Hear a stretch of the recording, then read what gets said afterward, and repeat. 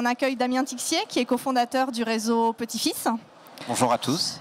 Eh bien, dans un premier temps, est-ce que vous pourriez très rapidement nous refaire un petit focus sur votre enseigne?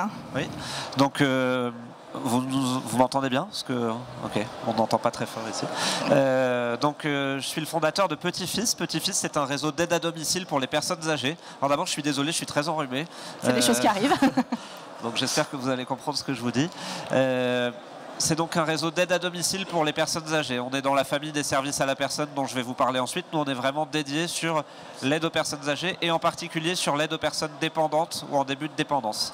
C'est un réseau que j'ai créé avec Pierre Gauthier, mon associé et ami, il y a 10 ans quand on sortait de nos études.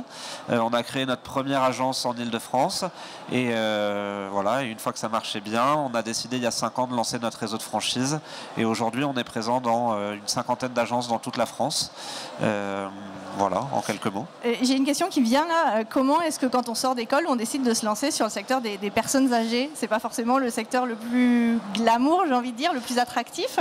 Non, en effet, c'est notamment lié au sujet de la conférence. C'est que quand on a 25 ans et qu'on sort d'école, on n'a pas beaucoup d'argent. Et qu'un des avantages des services à la personne, à la différence d'autres métiers qui nécessitent de construire un garage, d'ouvrir un magasin, on peut démarrer sans forcément des gros investissements. Il y a plusieurs choses. La première, c'est qu'on avait envie de créer une entreprise depuis longtemps. La deuxième, c'est que on était en 2005 en plein boom des services à la personne, un secteur qui a vraiment été dynamisé par le plan Borloo, qui a cadré un peu le secteur, notamment avec la mise en place du chèque emploi-service que beaucoup de monde connaît bien. Le dernier aspect, c'est qu'on avait tous les deux, Pierre et moi, et c'est pour ça qu'on s'est appelé Petit-Fils, c'est à la fois de la communication, mais pas seulement. On a tous les deux, pour ceux qui sont encore là aujourd'hui, nos grands-parents, grands-pères et grand-mères respectifs qui habitaient tout près de chez nous, et on a même créé Petit-Fils sur le palier de la grand-mère de Pierre, qui était dans une situation de dépendance grandissante, avec une grosse difficulté à trouver des prestataires de qualité, et on s'est dit qu'il y avait des choses à faire. Voilà, et puis c'était il y a 10 ans et depuis Petit-Fils a bien grandi. Alors les services à la personne, c'est les personnes âgées mais pas que. Qu'est-ce que ça regroupe également? Alors les services à la personne, c'est un mot générique qui englobe 21 métiers qui ont tous pour particularité de faire partie d'un même cadre réglementaire. Donc on retrouve dans les services à la personne des métiers et des entreprises même que vous connaissez probablement pour certains, parce que certaines sont connues, en tout cas ont une forte notoriété. On retrouve des métiers comme le soutien scolaire, avec des sociétés leaders nationaux comme Academia ou Complétude. On retrouve des sociétés, le métier du ménage, on retrouve le métier de l'aide aux personnes âgées, du jardinage bricolage, de la garde d'enfants. Voilà, et donc on a 21 métiers qui ont tous pour particularité d'avoir lieu au domicile des personnes et d'entrer dans le cadre du coup des services à la personne qui ouvrent droit à réduction d'impôts avec un certain nombre de particularités. Parmi les acteurs de services à la personne, vous allez retrouver deux types d'acteurs principalement. Vous allez retrouver les spécialistes et les généralistes. Les généralistes, il y en a qui sont présents sur le salon. Je pense à O2 qui est un des plus gros, qui est juste de l'autre côté. Je fais de la pub pour les autres réseaux, vous voyez. Qui est juste de l'autre côté de la balustrade. Eux, ils font vraiment du ménage. À la base, c'est une société de ménage, mais ils font du ménage, de la garde d'enfants, de l'aide aux personnes âgées. Voilà, ils font un peu de tout. Il y a d'autres réseaux qui font multiservices, on dit.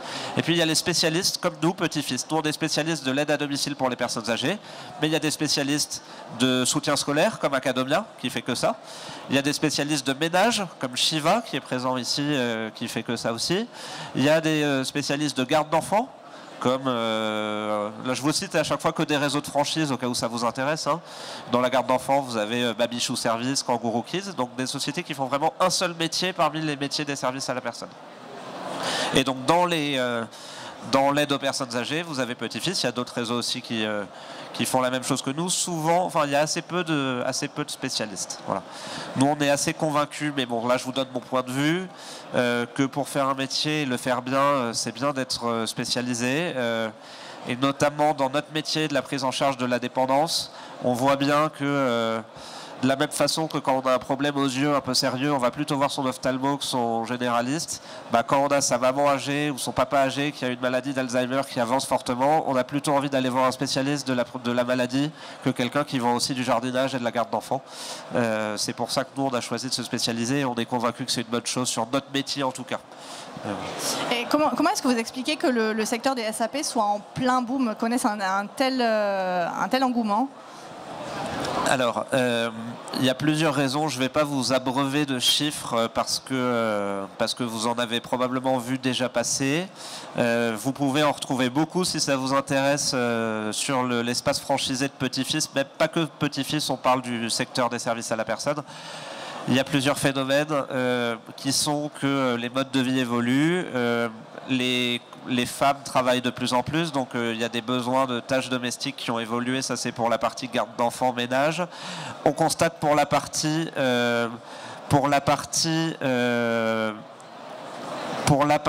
personnes âgées, on constate aussi que les enfants sont de moins en moins présents auprès des personnes. La tendance est plutôt à rester chez soi si on peut que d'aller en maison de retraite. On constate, il y a encore ce soir à la télé un reportage à charge contre les maisons de retraite qui fait qu'il y a une vraie tendance à vouloir rester à domicile quand on peut rester à domicile. Voilà. Et en parallèle, pour parler du segment des personnes âgées, il y a le vieillissement de la population. Je ne vais pas, pour vous donner un chiffre, il y aura dans 25 ans 2 fois plus de personnes âgées de plus de 70 ans et de personnes âgées dépendantes qu'aujourd'hui. Donc c'est juste un phénomène, une tendance lourde d'un point de vue démographique qui fait qu'on a cette chance, nous, dans notre métier, c'est que les évolutions sociologiques et démographiques font qu'il y a des besoins. Alors après, les choses sont un peu différentes parce que dans nos métiers, il y a des métiers qui sont plus du confort et d'autres des métiers avec un besoin lourd. On ne peut pas laisser tomber sa personne âgée ou son enfant, il faut quelqu'un pour les lever et les nourrir. Mais il y a quand même beaucoup de besoins qui vont aller grandissant et qui laissent de la place du coup à beaucoup d'entrepreneurs. Est-ce qu'il faut un profil particulier pour entreprendre dans les services à la personne ? Alors, du coup, là, moi, je vous parle de façon générique pour les services à la personne parce que vous vous intéressez peut-être autant à la garde d'enfants qu'au soutien scolaire qu'aux personnes âgées. Il y a un point commun à toutes les activités de service à la personne, c'est l'humain. Notre métier... on ne vend pas des sandwichs ou des fenêtres ou des voitures, je dis ça sans aucune connotation négative.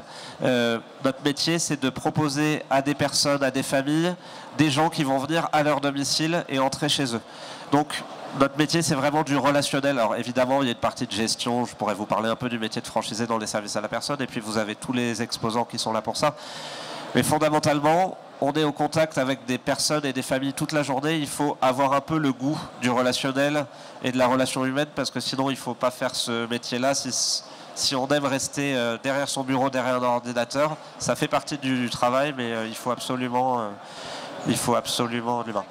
Après, nous, on me posait encore la question il y a un quart d'heure là sur le stand, qu'est-ce qu'on recherche ? On ne recherche pas forcément, et je pense que c'est pareil dans beaucoup de réseaux, des experts du métier.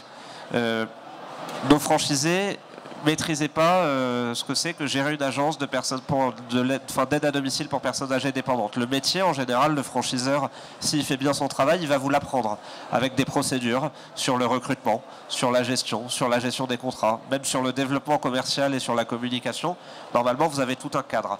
Donc nous, on recherche des gens qui ont principalement 2 critères, et je pense que c'est assez vrai pour tout le secteur. On cherche des gens qui ont ce qu'on appelle communément chez nous la tête bien faite. Donc ça veut à la fois tout et rien dire. Mais à partir du moment où le métier, on vous l'apprend, l'enjeu, c'est d'être capable de gérer plein de petits sujets en même temps. Parce que le métier de directeur d'une agence de service à la personne, c'est faire du recrutement, c'est faire du commercial, c'est avoir un appel client qui tombe et il faut gérer une urgence pour le lendemain en termes de gestion de planning. Donc on vous accompagne, on vous donne tous les outils, les procédures. Mais voilà, il y a un vrai sujet, organisation, gestion de son temps. Le deuxième sujet, c'est le commercial. Souvent, on nous dit, moi, je suis pas sûr, ou en tout cas, j'ai une inquiétude, c'est le recrutement. Parce que c'est vrai qu'on se dit, ça dépend évidemment de la qualité des intervenants et qu'on peut pas envoyer n'importe qui chez nos clients. C'est vrai, le recrutement est un enjeu clé dans notre métier, de façon générale dans les services à la personne, mais encore plus dans les services qui s'adressent au public fragile, à savoir les personnes âgées, les enfants, les petits-enfants. Mais le recrutement, on sait faire et on y arrive. On a des méthodes. Là, je vous parle de chez Petit-Fils. On paye un peu mieux que dans le reste du secteur. Il y a du boulot. On est très sélectif. On voit beaucoup de monde pour en garder très peu. Mais on sait faire. Le vrai enjeu pour nous, parce qu'on a cette méthode-là sur le recrutement, ça va être le commercial. On se dit, bah oui, il y a plein de personnes âgées. Moi, je vous ai donné 2-3 chiffres. Super, le marché est tout fait pour les 25 prochaines années. En fait, la difficulté, elle est souvent là. On fait un métier de proximité. Il faut se faire connaître au niveau local. Même si c'est un marché qui est encore très jeune, pas très structuré, avec une énorme part de marché à prendre, bah, il faut se faire connaître, il faut aller rencontrer les acteurs locaux. Voilà. Et donc là, du coup, en résumé, on cherche des gens qui vont à la fois être prêts à faire de la gestion et qui ne vont pas avoir peur d'aller faire du commercial. Ce qui veut dire que les services à la personne, finalement, c'est un secteur qui est parfait pour la reconversion professionnelle. En effet, en tout cas qui est assez... nous, dans le réseau, je pense que sur 47 franchisés, on doit avoir 47 métiers différents à part pour les jeunes franchisés dont ça a été la première expérience professionnelle. C'est très souvent un secteur dans lequel on retrouve des reconversions pour 2 raisons.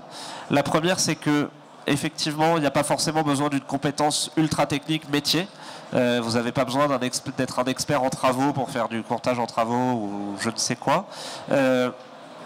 Et en même temps, on est dans un secteur où l'humain est prépondérant et on a quand même un point commun en revanche avec tous nos franchisés. C'est des gens qui viennent nous voir en nous disant « Ça fait 10 ans que je fais mon boulot, j'ai envie de donner un peu de sens à ma vie professionnelle. Je travaille comme un fou, je vois pas trop l'intérêt de ce que je fais et au moins... » Dans notre métier au quotidien, on apporte un service aux gens fondamentalement et c'est vrai que ça, tous nos franchisés le partagent. Et donc concrètement, nous, sur tous nos franchisés, on en a qui viennent du contrôle de gestion, on a des assistantes de direction, on a des gens qui viennent du marketing, on a des gens qui viennent de l'immobilier. Voilà, je pense qu'on doit avoir 40 métiers différents, ou voire 46 sur 47. Et il n'y a aucun lien entre le métier et la performance. On a aujourd'hui, nous, dans le réseau, on a un tout petit peu plus d'un tiers de femmes, donc c'est encore un réseau qui est principalement masculin, mais on a quand même un tiers de femmes, donc je pense que c'est un peu plus que les stats de création d'entreprises en France quand même. On a des franchisés qui ont entre 30 et 62 ans, pour notre franchisé qui est le plus proche géographiquement et le plus âgé, voilà, et qui viennent de tous univers différents. Nous, on cherche des gens à nouveau qui sont capables de gérer une agence et d'aller sur le terrain pour se faire connaître, et ça, il n'y a pas de profil type pour ça. Et une dernière question, et puis après on laissera peut-être la parole aux gens du public. Comment ça se fait que le secteur des services à la personne puisse convenir à des gens qui ont des moyens financiers moindres que dans d'autres secteurs? C'est vrai que les investissements sont plus modérés qu'ailleurs. D'abord parce qu'on fait du service et que l'investissement de départ, on n'a pas besoin d'acheter des machines, on n'a pas besoin d'acheter une cheminée pour mettre au-dessus de son four à pain. Il nous faut concrètement un bureau, un ordinateur, une imprimante et puis un stock de brochures. Donc il y a quand même un investissement de départ. Il y a quand même 2 cas de figure dans les services à la personne. Il y a ceux qui nécessitent une boutique et ceux pour qui c'est pas obligatoire. Parce qu'à partir du moment où vous avez besoin d'une boutique, forcément, ça veut dire un pas de porte. L'objectif d'une boutique, si possible, c'est qu'elle soit bien placée. Donc forcément, une boutique bien placée, ça peut coûter un peu d'argent. Mais à nouveau, c'est un investissement qui se finance et qui se rentabilise aussi. Voilà. C'est vrai que dans les annuaires de services à la personne, si vous allez sur toute la franchise ou d'autres, vous avez en général un filtre par rapport à vos projets. Il y a des filtres par métier, il y a des filtres par entreprise et puis il y a des filtres par budget. C'est vrai qu'en général, les enseignes de services à la personne, nous on est dans la première tranche, ça suffit pour venir chez nous, quoi. Voilà. Merci. Est-ce qu'il y a des questions qui ont été générées par cette intervention sur les services à la personne ?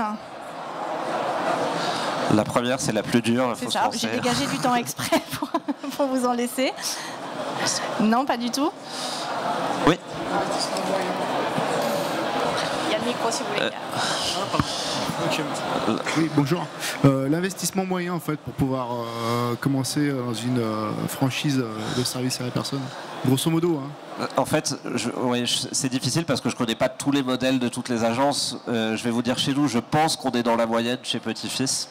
Il y en a sûrement des quelques-uns moins chers et d'autres plus chers, notamment s'il y a des boutiques. Chez nous, l'investissement, c'est 70 000 € tout compris. C'est vraiment le montant de l'investissement total qu'il faut que le franchisé apporte. En général, s'il va faire un emprunt bancaire, ce qui est le cas dans la majorité des cas, les ratios font que les banques, nous on dit à nos franchisés qu'il faut qu'ils apportent un tiers, parce qu'à partir d'un tiers, on considère que les banques derrière vont pouvoir prêter de l'argent. Ça veut dire venir avec un investissement minimal qui est chez nous un apport personnel de 23 000 €. Voilà. Et je pense que on est dans un ordre de grandeur moyen pour la majorité des réseaux de services à la personne. Dans le service à la personne, c'est vrai qu'on parle souvent de 20 000 €. On est à peu près dans ces fourchettes-là, donc entre 20 et 25 000 €, c'est la moyenne qui est constatée. Après, on peut démarrer avec plus. Et notamment si on ne veut pas démarrer tout seul. Ce chiffre-là de 20 000 € d'apport personnel pour un investissement global de 70 000 €, souvent ça comprend un projet dans lequel le franchisé est tout seul la première année. Ce qui est tout à fait possible. Nous, la majorité des franchisés sont dans ce cas-là. En revanche, si on a envie d'aller un peu plus vite, qu'on a les moyens, ça peut être intéressant d'avoir quelqu'un qui arrive soit dès le premier jour, soit pourquoi pas de ne pas forcément attendre un an avant d'avoir un premier salarié avec soi au bureau. Mais ça, simplement, il faut le financer un peu parce que la partie du salaire du salarié, la première année, il faut l'avancer en attendant que le chiffre d'affaires permette de couvrir les charges. Donc globalement, il faut rajouter le salaire du salarié la première année si on veut démarrer avec quelqu'un. Merci. D'autres questions sur les services à la personne, la franchise ? Et bien dans ce cas-là, écoutez, je vais vous souhaiter une bonne fin de salon, une bonne continuation. On a une autre conférence qui va débuter dans 5 minutes sur des témoignages de franchisés. Merci beaucoup. Merci à vous. Bonne journée à tous.